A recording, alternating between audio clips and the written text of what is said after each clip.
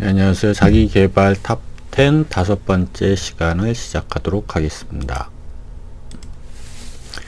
네, 오늘 볼 책은 노노와 주판이 되겠고요. 시부사와 H, 일본 자본주의의 아버지라고 불리시죠. 일본 집회에 이제 나오신 분이라고 하는데 그분의 경영 철학을 담은 책이라고 할 수 있고요. 1916년도 초판이 나온 책입니다. 시부사와 H는 이제 1840년에서 이제 1931년에 이제 돌아가셨으니까 메이지 유신 이후에 일본의 어떤 근대화 과정, 그 시대를 사셨던 분이라고 볼 수 있고요. 이분이 이제 1867년, 그러니까 20대 때 파리 박람회 등 유럽의 어떤 시찰을 할 기회를 가져서 그때 이제 선지문물을 많이 이제 접했다. 그게 이제 어떤 인생의 어떤 시발점 그런 게 됐다라고 합니다. 그래서 이제 이후에 관료에서 물러나신 다음에는 은행, 가스, 증권거래소, 기린 맥주 등 여러 기업들이 어떤 설립과 발전에 공헌을 해서 일본 자본주의 아버지다. 그래서 이제 이분의 어떤 경영 철학을 집대성한 책이 이제 노노와 주판인데, 이분이 왜 노노의 주판을 이제 결합을 시켜서 얘기를 했는지 거기에 대해서 좀 알아보도록 하겠습니다. 네, 그래서 이제 처음에 상인을 시정배라고 부르며 천하게 여기고 부사 계급과 함께 할 수 없는 사람으로 취급했다. 상인은 상인대로 비굴해져 돈을 벌고 보자는 인식이 팽배해졌다. 그러니까 이 시대 배경이 저희 나라도 비슷하지만 산농, 공상 이런 말도 있었잖아요. 그래서 상인을 좀 천하게 그렇게 봤던 그런 시대이었고요. 그래서 이제 그 밑에 보시면 이제 금전을 다루는 일이 어찌 천한 일인가, 명예나 지위는 그렇게 쉽게 귀한 것이 아닐세, 이렇게 얘기하는 부분도 있는데, 그러니까 어떤 상인에 대해서보다는 명예, 지위 이런 것을 더 이제 중시하는 약간 이제 동양적인 사상이라고 할 수도 있는데요. 그런 분위기에서 상인의 어떤 지위를 더 이제 높이 평가하는 그런 철학을 담고 있다라고 얘기할 수가 있겠습니다. 그래서 이제 이분은 나는 노노와 주판은 반드시 일치해야 한다라고 주장한다. 공자는 도덕의 중요성을 가르치는 한편 경제에 대해서도 많은 관심을 보였다. 그렇죠.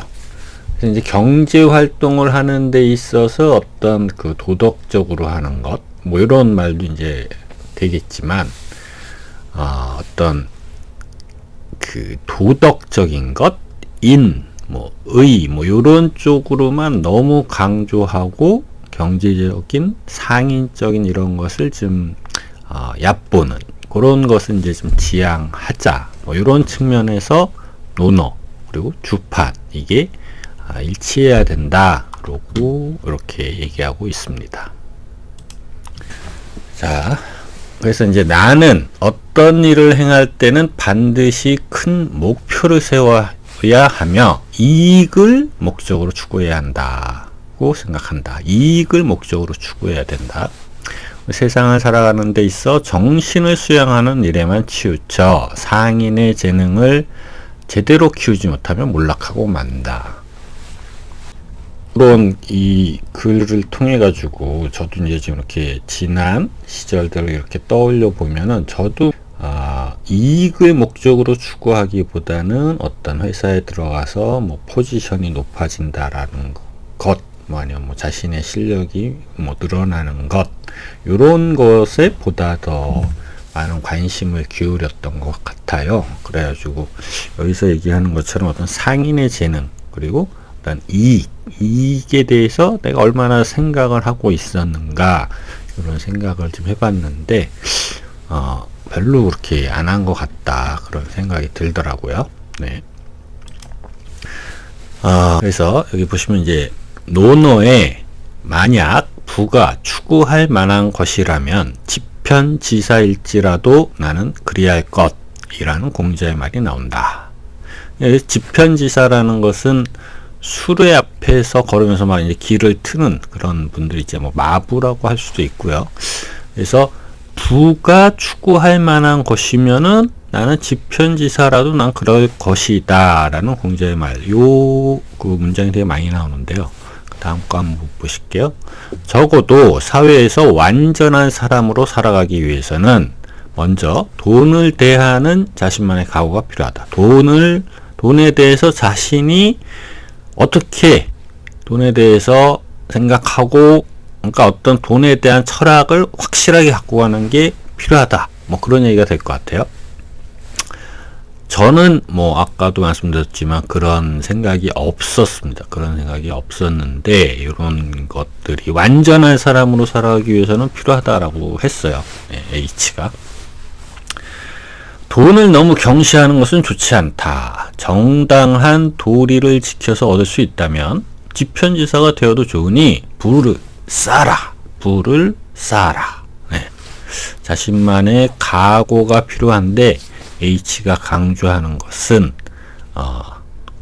공자도 그렇게 얘기했다. 이게 뭐 이상한 방식으로 얻는 게 아니라면 마부가 되어도 좋으니 부를 쌓아라. 그래서 이제 상인이 어떤 마인드를 계속 이렇게 불러 일으키는 그런 글이라고 할 수 있겠습니다. 그래서 상인이 되려면은 뭐 어떤 또 구석들이 필요한지 그 책에 보면 이제 몇 가지 이제 얘기가 있는데요. 그 중에서 이제 몇 가지를 말씀을 드리면은, 사람이 아무리 원만하더라도 어딘가 적당히 모난 구석이 있어야 한다. 너무 둥글면 오히려 구르기 쉽다.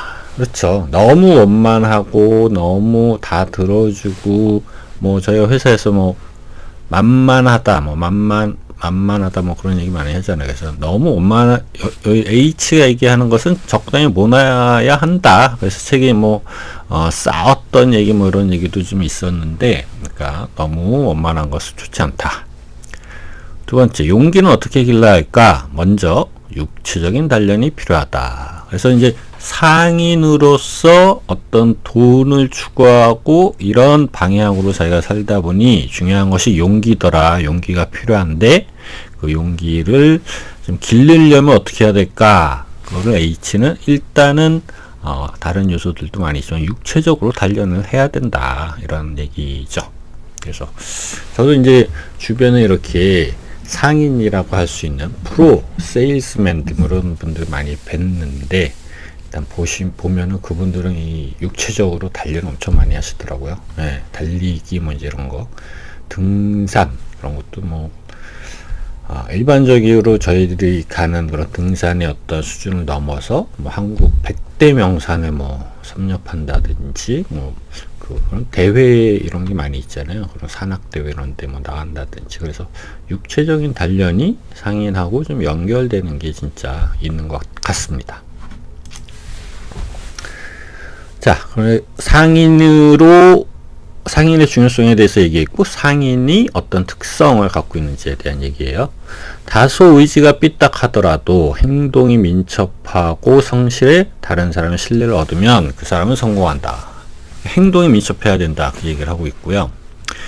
마음보다는 겉으로 드러나는 행동이 판별하기 쉬워. 아무래도 행동이 빠르고 선한 사람이 유리하다. 그렇죠. 마음속으로 뭐 저희가 회사 생활을 할 때도 마찬가지지만 마음속으로 뭐 아무리 뭐 좋은 생각을 하고 있건 뭐 자기가 의롭다라고 해도 그게 이제 겉으로 드러나지가 않으니까 H가 얘기하는 것은 겉으로 드러나는 행동이 판별하기가 쉬우니까 그런 행동에 더 관심을 기울여서 빨리 해라. 행동을 빨리 해라. 이제 그런 얘기 있고요. 행동이 먼저 사람 눈에 들어온다. 따라서 말을 잘하고 아첨을 잘 떠는 사람이 칭찬받기 쉽다. 그렇죠? 네. 회사 생활도 마찬가지인 것 같습니다. 행동이 먼저 눈에 들어오니까 말을 잘하고 맞춤을 잘 떠는 것. 맞춤이라고 그러니까 약간 이제 부정적으로 들릴 수도 있지만 많은 대화를 하고 많이 공감하고 이런 것, 뭐 그런 것을 잘하는 사람이 유리하다 이렇게 볼 수가 있겠습니다. 그래서 이제 마지막으로 어떤 자세가 필요할까? 계속 우리가 논어적인 생각을 갖고 있지만 그걸로는 부족하고 주판의 그런 생각, 그거를 이제 주입해서 일치를 시켜야 된다, 이제 그런 얘기인데요. 볼게요. 나는 사람들이 사업에 성공하고 싶다거나 재물을 늘리고 싶다는 욕망을 마음속에 늘 품고 있기를 바란다. 그 욕망을 행동으로 옮겼으면 한다. 그러니까 뭐 사업의 성공, 뭐 이퀄 재물을 늘리고 싶다는 그 욕망을 한번 마음에 품고 있으면 좋겠다, 뭐 이런 생각인데, 저도 이제 한번 실천을 해보려고 합니다. 그래서 이 돈에 대한 욕망을 마음속에 좀 품으면 아까 보셨듯이 어떤 행동의 민첩성이라든지 어떤 그 뭐 아첨 뭐 그런 말이 있었잖아요. 그래서 그런 것에 있어서도 현재보다는 좀 더 나아질 수 있지 않을까라는 그런 생각이 들어요. 왜냐면은 그냥 회사원으로서 인플로이로서의 그런 마인드와 여기서 얘기하는 것처럼 사업의 성공 혹은 재물을 늘리고 싶다는 그 욕망이 마음속에 있으면 좀 달라질 수도 있겠다, 그런 생각이 들었습니다.